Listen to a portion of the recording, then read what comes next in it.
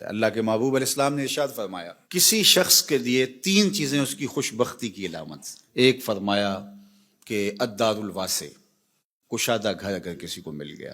دوسرا المرکب الحنی، تیز رفتار سواری، اس زمانے میں گھوڑے ہوتے تھے، آج اچھے ماڈل کی گاڑی آپ کہہ لیں. اور تیسرا فرمایا المرأۃ الصالحہ، نیک عورت.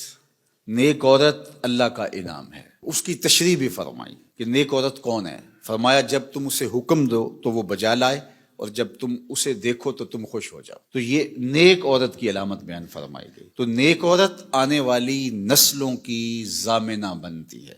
اس لیے اچھی بیوی تلاش کرنا، اور کل وہ بیوی ماں بننے والی ہے اور آپ کی نسلیں اس کی گود میں پلیں گی، اور وہ ضامنہ ہے آپ کی نسلوں کی. اگرچہ یہ درست ہے کہ مرد کے اثرات اولاد کے اوپر مرتب ہوتے ہیں. الولد سر لابیہ، یہ فرمایا گیا کہ جو بیٹا ہوتا ہے یا بیٹی ہوتی ہے وہ باپ کا راز ہوتی ہے. باپ کے اثرات اولاد کے اندر ظہور پذیر ہوتے ہیں، اس میں کوئی شک نہیں، لیکن تربیت کا جوہر خاتون کے ہاتھ میں، ماں کے ہاتھ میں. تو مائیں ہی اولاد کو صالحہ اور پاکیزہ بناتی ہیں.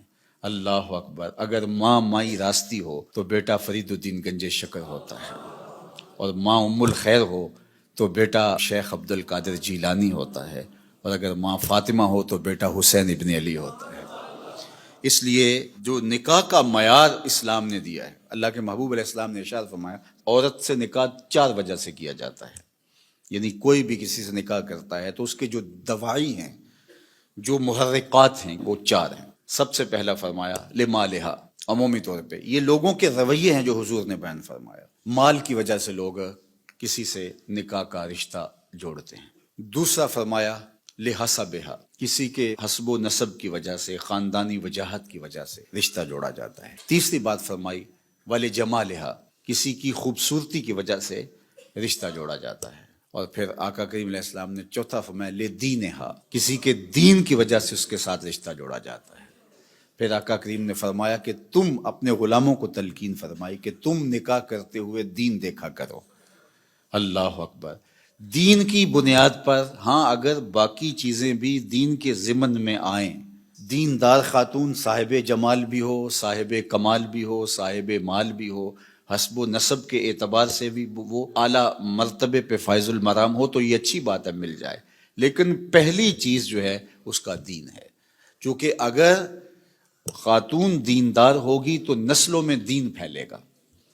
اس لیے نسلوں میں دین کی ترویج یہ مقصود ہے مسلمان کا. ایک بہت بڑا شاعر ہوا ہے ابو الاسود الدؤلی، اس نے ایک دن اپنی اولاد سے مخاطبت کرتے ہوئے کہا کہ میں تمہارے اوپر تمہارے پیدا ہونے سے پہلے بھی احسانات کیے ہیں، اور تمہارے پیدا ہونے کے بعد بھی بڑے احسانات کیے ہیں. تو بچوں نے کہا کہ پیدا ہونے کے بعد کے احسانات تو سمجھ میں آتے ہیں، آپ نے ہمارے لیے ہمارے پیدا ہونے سے پہلے کیا احسان کیا ہے؟ تو ابو الاسود الدؤلی کہنے لگا کہ میں ایک شاعر تھا، اور شاعر کی طبع میں حسن پسندی ہوتی ہے.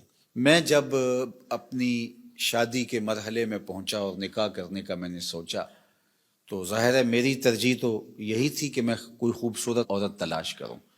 لیکن میں جب ڈھونڈنے نکلا تو میں اپنے لیے خوبصورت عورت تلاش نہیں کی، تمہارے لیے با کردار ماں تلاش کی ہے کہ وہ میرے بچوں کی ماں بننے والی ہے. تو یہ وہ میرا احسان ہے، میں اپنی خواہشات اور اپنے جذبات کی قربانی دے کے میں نے آنے والی نسل کا سوچا ہے، اور نسل کی وجہ سے میں نے جو ہے وہ ترجیح دی ہے. چونکہ ماؤں پہ موقوف ہے اچھی نسلوں کی نشأت بھی، نہضت بھی اور تربیت بھی. تو جس طرح کی ماں ہوگی اولاد اسی طرح کی ہوگی.